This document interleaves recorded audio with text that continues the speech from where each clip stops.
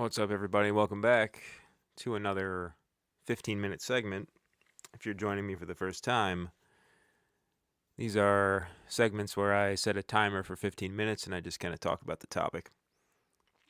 Just to give you a little mental image, I'm sitting here at a desk, my computer in front of me. There's a mixer to my left, to my right. There's a TV, which I just turned off, so I don't get too distracted. There's a drum set also to the left of the mixer. It's 8:30 p.m. It's about 10 degrees outside. And today's topic is the idea of ghosting. I'm going to set the timer and we are rolling on the timer. So, I don't even know why I don't know why I chose this topic necessarily, but it's like you want to make certain things that people are going to click on, and I made a video about simping that seemed to get clicks at least. And just give me 1 second. We're going to sip my coffee here.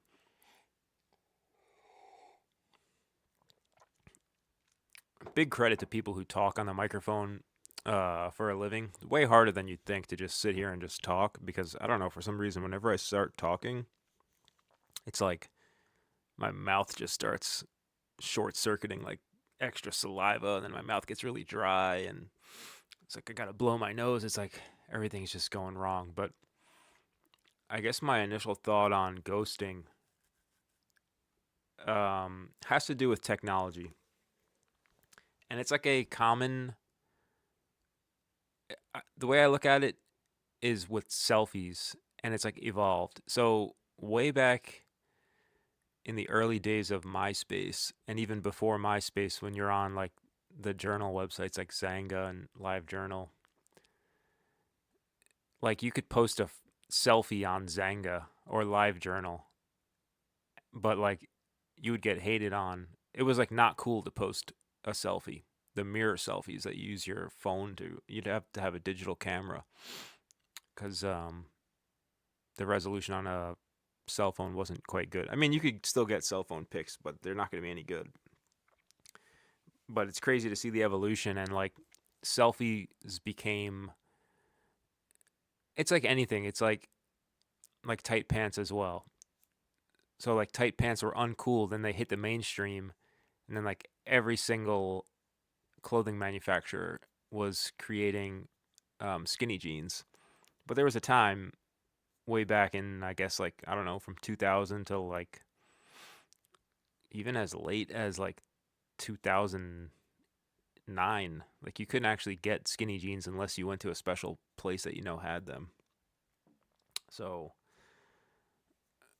I just immediately think of Uniqlo, um, would have skinny jeans, but they were harder to find, and then they became mainstream, and then like every place was like selling skinny jeans specifically, and then these trends come and go. But the same thing with selfies. At one point, selfies were uncool, and then like all of a sudden, it's like Savannah Guthrie, whoever that even is, I don't even know, but she's posting selfies and selfie sticks, and Katie Couric and Matt Lauer. That's what I'm thinking of. Like they're doing selfies, and they're like, "What is this new trend?" And then it becomes totally mainstream. Now, ghosting is obviously different because it's more of an applied term to a specific situation, but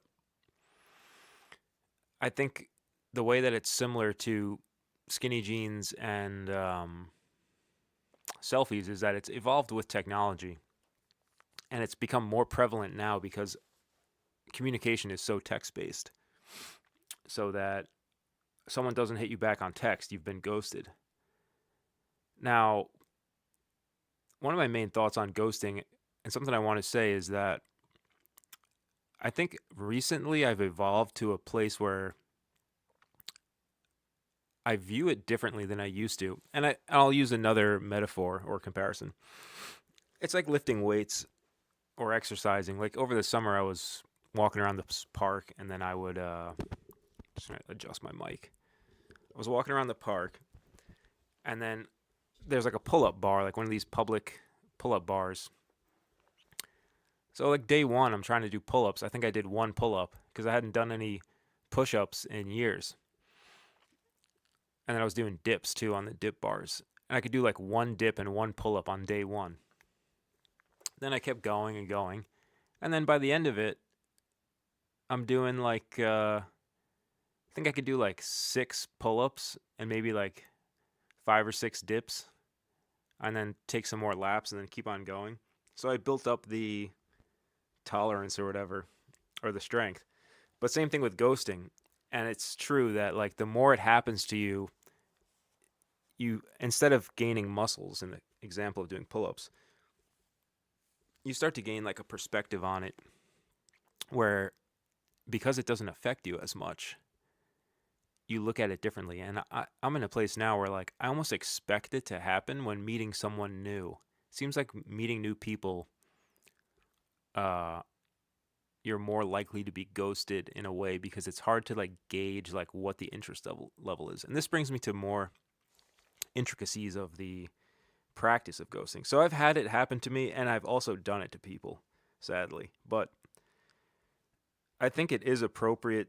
Like, context is key. And I even thought about, can mathematics solve ghosting? And one way you could look at it would be this.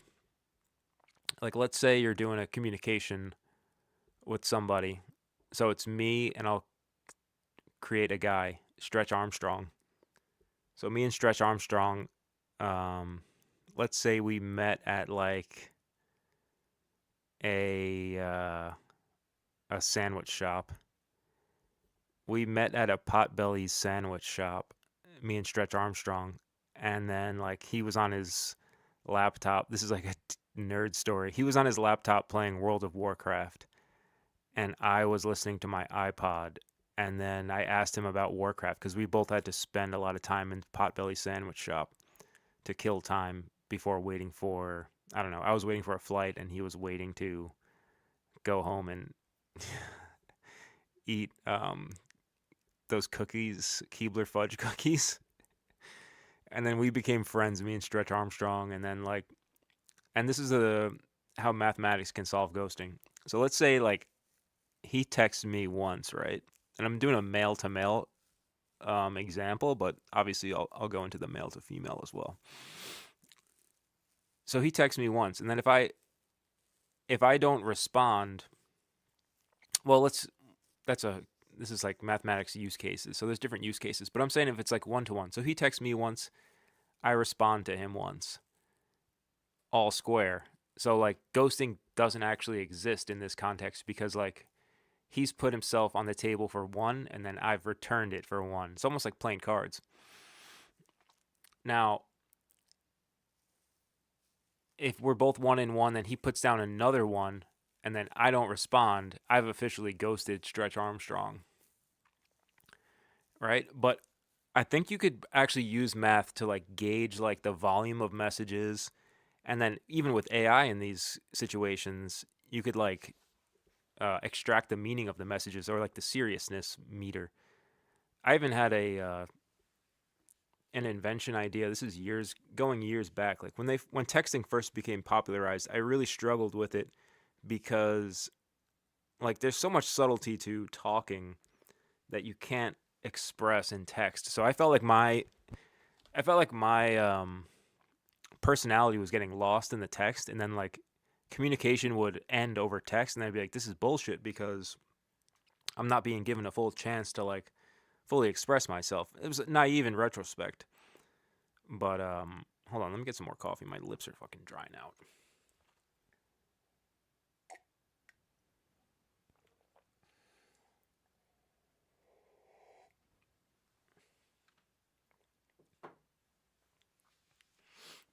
I really gotta adjust the way my mic is set up too because I'm like sitting. I'm sitting at like 90 degrees. It's like not that comfortable. If I could lean back in my chair, I could probably do a bit of a better job. I also need to get like a glass of water or something, but we only got 6 minutes left. So, what was I saying? Oh, my invention. Oh, my invention had to do with like, it was like a mood ring type of thing where it's like, it's basically what emojis are now. So, like, you want to convey an emotion with the message to like have it make sense. But my idea had to do with like you hook up like one of those things when you get your blood pressure to your finger, and then like you text with that, and you're like sending your emotions through the message to like I don't know. It doesn't make any sense. But now what was I talking about? All right. So me and Stretch Armstrong. Oh yeah, like using math to like solve ghosting. Now, this is another idea I had. So let's say like the volume of messages and AI can extract the meaning and the seriousness and everything. And then AI can actually determine algorithmically or heuristically or whatever the word is, like who's like cuz sometimes ghosting is appropriate and then other times it's like the other person's kind of being like a dickhead. So it's like, "Oh, you just ghosted the other person, like is it warranted? Yes or no?" And people will be like, "It is always warranted. No one owes you an explanation, period." But it's like true, but also in certain contexts, like the other person is kind of being an asshole if they do it. And,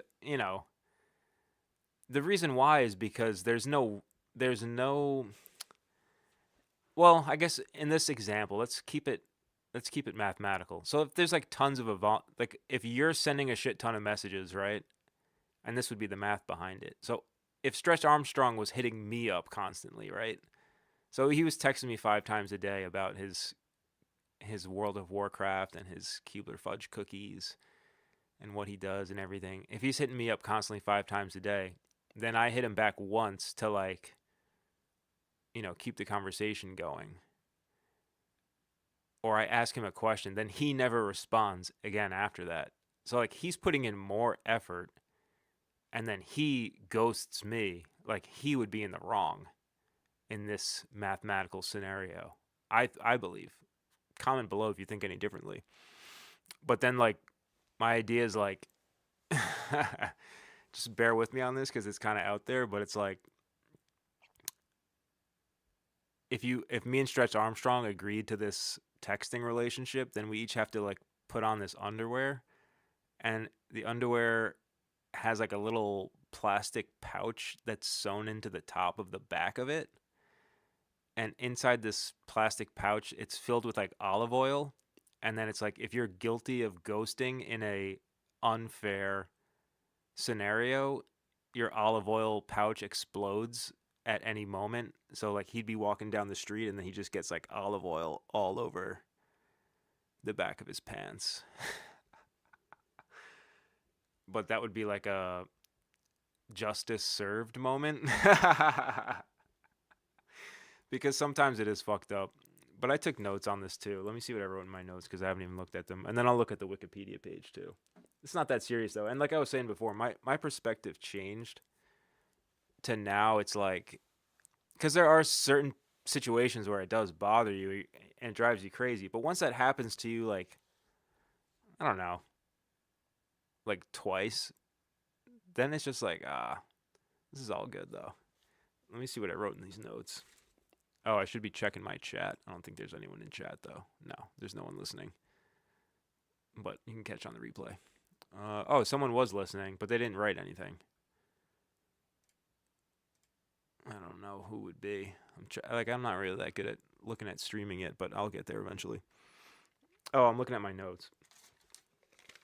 All right, definitely wanted to cover that olive oil explosion thing. So that was good. That's Stretch Armstrong. Guilty. Different perspective. Blah blah blah. Oh, it's a new phenomenon. Blah blah blah. Yeah, I mean, I pretty much covered a lot of it. Uh, but yeah, it's not that serious. I think actually, like over time, it's become more regularized or it's become more normalized, and the more normalized it becomes, the less serious it is, and the less impact it has on the other person. Because it's like anything. Like I'm trying to think of like what wasn't normal. Well, I gave the example of skinny jeans and selfies, but skinny jeans is a good one because there was a time where I've used this example a lot, but it's a good one. In high school, only a select few guys wore skinny jeans, what what used to be referred to as tight pants. So there was like 15 guys out of whatever 2000 that were wearing tight pants. And you would get hated on for it, right? And it would be like it would cause like a huge reaction out of people would be like, "Oh my god, look at your tight pants. And you'd get slurs thrown at you, you'd get ridiculed and everything. But what was I going to say? Over time, obviously as skinny jeans became more and more popular, you know, so that was 2004. 10 years later, 2014, it's like every single person, there's the timer, so my 15 minutes are up. It just became normalized, so it was less, it was just like, oh yeah, skinny jeans, whatever. Like no one really had no one was affected by it, no reaction, no impact. I think the same thing of ghosting eventually will reach the point where it doesn't have any impact anymore. So it won't actually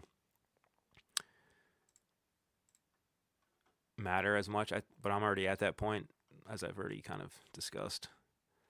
But yeah, it happens. I feel like it's happened to me like so many times, even over the past like 5 years in the world of dating, that now I expect the ghost and I just expect it. It's like whatever.